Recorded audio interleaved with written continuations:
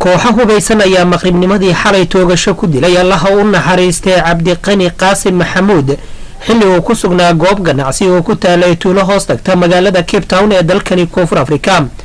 marxuumka ayaa inta uusan geeriyoonin ka hor burcadda waxay isaga soo dhigeen dad caadi ah oo doonaya in ay wax ka iibsadaan, balse markii uu dhankooda u soo dhaqaaqay ayay dhowr xabadood qaybta wadnaha kaga dhufteen, isla goobta ayuuna ku geeriyooday. burcaddii falka geysatay ayaa goobta isaga baxsatay, waxaana goobta dilka uu ka dhacay soo gaaray ciidamada ammaanka ee dalkani Koonfur Afrika iyo ganacsato Soomaaliyeed.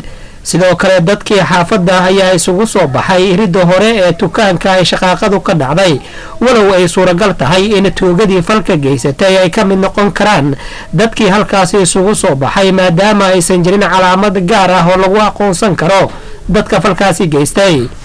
ibraahim dheere oo ka mid ah ehelada marxuumka ayaa TV-ga Universal u sheegay sida ay wax u dhaceen.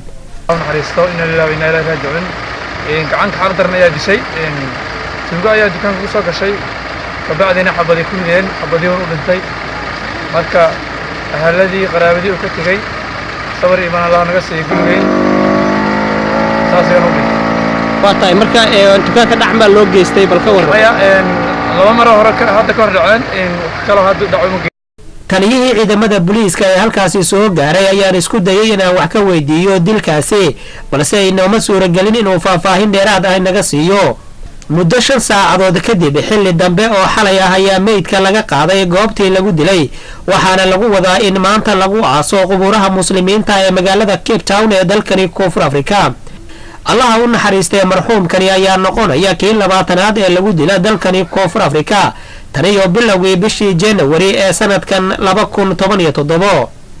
xasan kaafi maxamed shire, telefishinka caalamiga Universal, deegaanka Philippi, Cape Town.